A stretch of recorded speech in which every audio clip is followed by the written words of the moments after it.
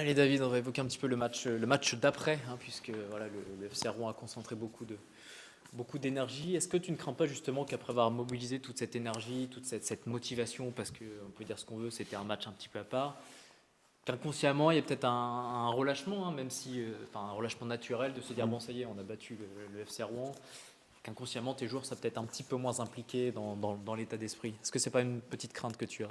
Ah, c'est le risque. Voilà, vous avez vraiment bien, bien mis le sujet sur la table, c'est le risque.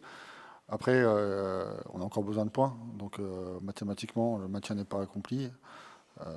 Donc c'est ce qui va nous maintenir dans l'effort et dans la concentration. Mais justement, il faut qu'il n'y ait aucun relâchement, et c'est pas parce que là on a sorti une très bonne prestation que ça va revenir en rentrant sur le terrain comme ça. Donc ouais, après il y a eu beaucoup d'énergie dépensée, c'est vrai. J'ai senti de la fatigue en début de semaine. Et là, je retrouve de l'enthousiasme, du jus. J'ai pas l'impression que les garçons vont tomber dans un excès d'enthousiasme. Ça, c'est la première des choses. Et puis, euh, et puis après, moi, je retiens surtout la qualité technique qu'il y a eu sur ce match-là. Euh, Déjà 11 contre 11. Dans l'utilisation du ballon au milieu de terrain, on a fait vraiment de très bonnes choses. Et puis, on s'est jamais mis en danger sur des pertes de balles dans notre camp. Et c'est assez rare cette saison. Donc, euh, donc il y a de la confiance dans le jeu, sous pression. Et on a réussi à faire ça. Et j'espère qu'on va le réaliser sur les 4 derniers matchs. Justement, tu parles de la qualité technique et c'est vrai que tu as fait le parallèle entre le second but marqué et ce second marqué précédemment, dont celui de Belkacem face à Angers notamment. Pourquoi ces derniers temps, justement, vous voyez moins ce type d'action qui a été votre force à un moment où tu as des joueurs qui partent d'assez loin? C'est un jeu, enfin un 1-2 quasiment, une remise. C'est vrai que ça marchait bien, ça a bien marché face au FCR. Et pourquoi on l'a moins vu ces derniers temps? Est-ce que tu as ajusté des choses tactiquement ou est-ce que c'est... Non, l'idée sur ce match-là, bon, on a mis Belkacem comme deuxième attaquant. Euh, on a densifié le milieu de terrain parce que j'avais estimé qu'on avait fait très bonne chose sur le plan défensif contre Valenciennes avec la position justement de Jordan Le Borgne en numéro 10. Donc par son activité, ça passait parfois sur un milieu à 3 avec une pointe basse et pour attaquer, il était plus sur une pointe haute. Et l'idée, c'était d'avoir des garçons à droite devant le but, le plus proche possible de la surface de réparation adverse. Et c'est vrai que la qualité technique de Belkacem, de Yacine et de Jordan sur le plan offensif, ça a été un plus sur le match. Et ça a été ne- pas uniquement dans la finition, mais aussi dans la construction, parce que des garçons qui arrivent à décrocher, qui arrivent à jouer une touche de balle, à remiser proprement. Donc c'était l'option choisie sur ce match-là. Et on savait qu'on pouvait leur créer beaucoup de difficultés justement sur du jeu à 2, sur du jeu à 3, sur la mobilité. Donc après, ça dépend de l'adversaire. On rencontrait des adversaires voilà, qui étaient beaucoup plus hargneux dans le duel sur certains matchs. Et puis à domicile, on est tombé sur des équipes qui avaient aussi plus la niaque que nous, quoi. Donc, vous avez vu le match de Nîmes. Donc après, voilà, il faut toujours se poser les questions pourquoi on a réussi ces choses-là. Ben, c'est aussi parce qu'il y a des matchs qui nous ont fait réagir.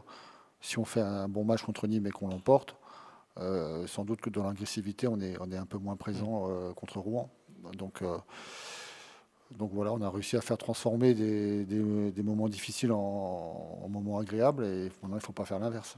Est-ce qu'il y a une volonté aussi, enfin, sur ce but-là, sur le deuxième but par exemple, d'aspirer un petit peu l'adversaire pour qu'il se trouve assez haut afin de libérer des espaces dans le dos ou est-ce que ça n'a rien à voir parce que là c'est une récupération dans votre camp, ça va vite, enfin, il n'y avait pas de souhait Bah, d'aspirer un peu pour pouvoir prendre dans la En profondeur fait, après? les défenseurs adverses, on l'avait vu au match aller, le fait d'avoir des attaquants qui sont très hauts sur le terrain, ça facilite aussi leur travail défensif. Alors que si vous mettez des garçons un peu entre les lignes, ils sont obligés de casser l'alignement. Est-ce que je vais décrocher ou pas sur l'attaquant? C'est ce qui s'est passé sur le but. Donc, si le défenseur décroche, suit le décrochage, ça casse l'alignement et c'est des espaces à exploiter. Ou là, sur du jeu à 2, du jeu à 3, on a des joueurs qui peuvent être performants. Par contre, si on met des attaquants collés à leurs défenseurs, là on rentre dans leur point fort. Hmm. Vous avez 6 points d'avance sur la zone de relégation, il reste 12 points à prendre. Est-ce que tu as fait des espèces de calculs de combien de points selon toi il vous manque pour assurer définitivement le maintien? Bah, moi, les 6 points, je dirais 5, parce que le goal average Ouais. particulier est important, et puis Châteauroux a un meilleur goal average particulier que nous. Donc dans ma tête, c'est 5 points. Euh, Donc ouais, il manque encore 1 ou 2 points, ça c'est sûr. Alors peut-être qu'à la fin de la saison, on saura que 34 points, ça aurait pu suffire. Mais restons dans l'esprit pour aller chercher la victoire qui nous manque. Et plus tôt elle arrivera, mieux ça sera pour tout le monde. Et après, si elle arrive tôt, ben, ça permettra d'aller chercher une place plus honorable. Voilà. Oui, on peut considérer qu'en gros, avec une victoire, là, vous seriez quand même en très très bonne voie pour vous maintenir. C'est un petit peu ce que vous avez dans l'esprit. Oui, oui, Une parce que, victoire, là, ce serait. oui, parce que je pense qu'aujourd'hui, le FC Rouen est aussi sauvé avec, ce nombre avec 37 points. Donc, et puis il y a des confrontations directes, hein. Il y a Paris 13 qui va jouer contre Nîmes ce week-end. Donc ça joue aussi. Puis il y a des calendriers qui sont un peu plus compliqués. Et puis on a des équipes qu'on doit affronter comme Villefranche et Versailles, qui ont plus que 3 matchs à jouer et non 4. Donc quand on va jouer ces matchs-là, ça sera surtout des matchs à ne pas perdre. Ça va être important, justement, peut-être de se maintenir tôt pour préparer la suite. Ouais, préparer. Non, pas spécialement. Non, Être fixé au moins et voilà, pouvoir moi je dire allez. préfère voilà, terminer le mieux possible. Voilà. Voilà, je ne suis pas encore dans la constitution de l'effectif pour l'année prochaine. Là, on est focus sur le maintien. Il faut pas se tromper, il ne faut pas qu'on se relâche. On sait qu'il n'y a pas de marge dans ce championnat. Il y a aucune marge. Donc parlons pas de la saison prochaine, il faut rester focus sur le maintien. Puis tu vas encore devoir te casser un petit peu la tête pour faire ton effectif, puisque à la suspension de Capot, donc se sont ajoutées celles de Najib et celles de Jarjou. Justement, au sujet de Jarjou, qu'est-ce que tu peux dire, toi? Est-ce que tu trouves dommageable ce geste-là? Est-ce que tu dis il n'en a pas fait exprès?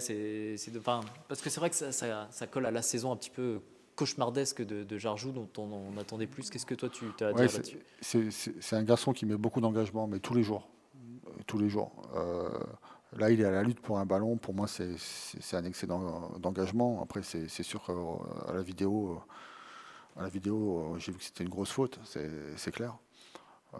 Maintenant, c'est pas quelque chose de volontaire. Connaissant le garçon, c'est pas volontaire. Maintenant, je suis très soulagé que Bassin n'ait pas une blessure grave. Donc, j'ai échangé avec lui hier, là, et je suis content que ça soit moins grave que ça aurait pu l'être.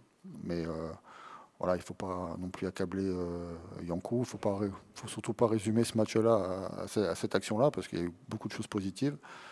Et, et puis voilà, c'est de la maladresse sur un excès d'engagement. Voilà comment je le définis. J'ai un petit point sur le groupe, donc au-delà des trois suspendus qu'on vient d'évoquer, est-ce que tu as d'autres absents? Est-ce que Isaac, par exemple, est potentiellement de retour? Est-ce que c'est trop juste? Où est-ce qu'on en est Non, non, là-dessus? Isaac et Lenny Piringuel se sont entraînés normalement cette semaine. Donc on verra demain, mais il devrait y avoir le retour de Nama Diallo. Donc qui va nous faire du bien, puisque avec l'absence de Najib Sissé, ça nous permettra sans doute de rééquilibrer la défense. Vous n'avez pas encore la durée d'indisponibilité des suspendus, justement. Enfin, Non. a priori, Najib, ce sera un match, j'imagine. Ouais, c'est 2 jaunes, ça devrait être un match. Ouais, c'est ça. Ouais, Et par contre, Jarjou, il faut attendre le passage en. ouais. Vous n'avez pas la réponse encore. Non, pas passé encore. Et donc, qu'est-ce que tu peux dire sur ce match à Concarneau pour conclure? Qu'est-ce que tu attends? Bon, on l'a un petit peu dit, hein, tu attends qu'il y ait une suite par rapport à ce que tu as vu face au FC Rouen, mais plus globalement, qu'est-ce que tu attends de ce rendez-vous-là? Concarneau, c'est l'équipe qui reste sur une série de 6 matchs sans défaite. Donc voilà, c'est une équipe qui doit se dire qu'il lui manquait un point pour le maintien, mais qui est solide en ce moment. Qui marque plus de buts que nous sur la saison, parce qu'ils ont quand même des joueurs, même s'ils n'ont pas un buteur au-dessus de 10 buts, ils ont quand même plusieurs joueurs qui sont à 7, 6 et 5 buts, donc le danger est un peu partout. C'est devenu une bonne équipe de transition par rapport à leur style de jeu les années précédentes. Et voilà, c'est une équipe qui, même menée 2-0 à domicile au mois de décembre, nous a fait souffrir. Donc il y a beaucoup de qualité technique. Et s'il y a un objectif dans ce match-là, c'est de retrouver la solidité défensive qu'on a eue à Valenciennes. Donc voilà, on va pas non plus. C'est pas parce qu'on a gagné le derby qu'on va faire des choses qu'on ne sait pas faire. Donc voilà, il faut capitaliser sur notre confiance défensive actuelle. Allez Tony, on va parler un petit peu du match d'après, puisqu'on a beaucoup parlé du FC Rouen ces derniers temps, mais là on a basculé. C'est ce que je demandais un petit peu au coach. Est-ce que le risque, c'est pas que toute l'énergie que vous avez mis face au FC Rouen, qui a occupé beaucoup les esprits, qu'il y a un petit relâchement naturel derrière, parce que voilà, le derby est passé, l'ambiance, tout ça, c'est passé. Est-ce qu'il n'y a pas ce petit risque de relâchement? Bah non, parce que l'objectif, c'est le maintien. Et il est toujours pas accompli, cet objectif. Et là, on a l'occasion de le boucler vendredi. Donc, non, non, non, on va pas se relâcher. On est focus sur ça. Et puis, tout le monde est déterminé pour se maintenir, hein. Le match de Rouen, c'est bien, mais si on gagne ce week-end, ça va nous ramener autant de points que le match dernier. Donc, non, non, non. C'est-à-dire que selon toi, vous êtes prêt à mettre la même intensité, la même agressivité que face à Rouen? Ça, Bien sûr. c'est possible? Ah, bien sûr, bien sûr, bien sûr. Après, nous, le match de Rouen, c'est vrai que c'est un match important, mais on l'a abordé comme les autres matchs, hein, avec la même détermination, le même sérieux. Et puis, on va faire la même chose là, ce week-end. Bon, on a senti quand même que face à Rouen, moi j'ai senti qu'il y avait un peu plus d'agressivité, que vous étiez plus concerné dans les courses, il y avait quand même peut-être ce surplus que vous n'avez pas toujours eu. Bah, à Valenciennes, on l'a eu. Valenciennes, vous l'avez eu? On Non, l'a non, eu. mais vous l'avez eu C'est parfois. juste qu'on en a manqué contre Nîmes, le dernier match à domicile avant Rouen. Mais sinon, non, non, on a mis autant d'agressivité, je trouve, moi personnellement, contre Valenciennes que contre Rouen. Après, c'est vrai que c'est un match on va pas se mentir, qui nous tenait vraiment à cœur aussi. Mais contre Valenciennes, avant Rouen, on a été tout autant agressif. Elle peut faire du bien dans les têtes, cette victoire face à Rouen. Elle peut vous apporter de la confiance justement avant d'aborder ces 4 derniers matchs. Bien sûr, ouais, elle fait du bien. Elle fait du bien, elle fait surtout du bien pour le maintien. Ouais. Parce que c'était une victoire importante. Mais ouais, toute victoire est bonne à prendre, hein. On a évoqué un peu avec le coach le nombre de points qui vous manquaient pour être serein en vue du maintien. Toi, dans ton esprit, c'est quoi un petit peu combien de points il va falloir aller chercher? Moi, je pense que ouais, tu gagnes encore un match et puis c'est bon. Je pense que dans mon esprit, pour moi, là, on a 34 points, c'est ça? Donc, Ouais, je pense que ouais, le maintien sera à 36, moi, pour moi. 36, 37. Donc on peut dire que une victoire sur les 4 derniers matchs, a Ouais. priori, ça vous... Ouais, mais après, nous, le but, c'est de finir quand même le plus haut possible. Ouais. Parce que quand tu vois le classement, c'est vrai que là, il y a moyen d'accrocher les places plus hautes. Donc, ouais, on va essayer de finir le mieux possible. Se maintenir d'abord et après, ensuite, finir le mieux possible. Et ça peut être important de se maintenir rapidement. Bien sûr. Et en quoi ça peut être important justement? Ben, pour pouvoir après essayer de finir encore plus haut, jouer un peu plus libéré. Ouais. Parce que c'est pas pareil quand tu sais que tu joues ta survie que quand tu joues pour aller gratter un peu les places plus hautes. Ouais, jouer un peu plus libéré, prendre plus de plaisir. Même si on gagne aussi, en gagnant maintenant avec le maintien, tout ça, en jouant le maintien, on prend du plaisir. Mais c'est vrai que dans les têtes, ce serait mieux pour aborder, commencer à travailler pour la saison prochaine, etc. Comment toi tu l'abordes cette fin de saison? Est-ce qu'il y a un peu de frustration chez toi parce que tu as été blessé, des petits moments, hein, voilà, là tu reviens, on a l'impression que ça t'enchaîne, tu prends du rythme. Est-ce que tu n'es pas un peu frustré, mine de rien, qu'on approche de la fin de saison, au moment où toi, Bien sûr, tu bah t'accumules oui. du temps de jeu là. Ouais, cette saison était un peu frustrante pour moi parce que j'ai pas mal de blessures, dont une un peu plus longue que les autres. Donc, ouais, forcément, je suis pas frustré que ça se finisse, mais j'aurais aimé que ça se passe autrement. J'aurais aimé jouer plus de matchs. J'aurais aimé avoir un peu moins de pépins cette saison. Ouais. Mais bon, c'est comme ça, hein. Des fois, hein, c'est dans la saison, dans la carrière d'un joueur, il y a des saisons comme ça. Et puis voilà, faut continuer, faut finir le mieux possible. Je prends ce que j'ai à apprendre et puis voilà. Avec le brassard de capitaine, parfois autour du bras, parce que ça a été Ahmed, ça a été un petit peu toi, ça aussi, c'est un rôle qui te convient bien, qui te plaît bien? Ouais, j'aime bien. Après, faut montrer l'exemple sur le terrain, c'est tout, hein. C'est tout. Je prends pas la tête particulièrement sur ça. Ouais. Mais ouais, c'est vrai que j'aime bien avoir des responsabilités. Voilà, vous allez avoir encore quelques absents, des suspendus notamment. Il doit te tarder de retrouver ton compère Capo Silva dans Ouais. dans le couloir droit. Ouais. Bah ouais, ça va nous faire du bien de le retrouver. Parce qu'il nous a manqué, pas tous les matchs qu'il a été suspendu. Là, je sais même pas il a pris combien de matchs. Mais, 10 en tout, 10. Ouais, 10 en tout. Ouais, il nous a beaucoup manqué. Je pense que son absence, ça nous a fait mal. Un petit mot pour finir sur Concarneau.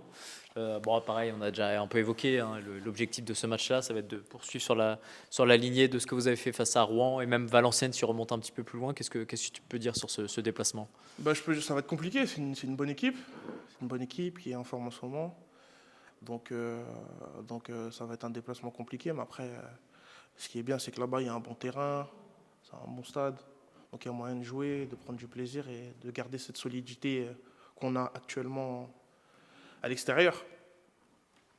Et puis peut-être on en parlait aussi avec le coach, le but que vous mettez, le deuxième but face au FC Rouen, c'est vrai que c'est le genre d'action qu'on a vu lors de la première partie de saison face à Angers, notamment en Coupe de France. Voilà, ça fait plaisir de revoir vous êtes capable aussi de vous trouver, de combiner. Puis voilà, la passe glissée aussi pour Yacine, elle est très belle. Mais voilà, on a retrouvé des petites choses qu'on voyait aussi précédemment sur le plan offensif. Et ça, C'est vrai qu'on avait un peu perdu ces phases de jeu là. On les avait un peu perdues ces derniers temps. Et là, petit à petit, on se retrouve bien, on travaille bien à l'entraînement. On prend de la confiance, donc ça se ressent sur le terrain. C'est vrai qu'on l'avait un peu perdu ces derniers temps.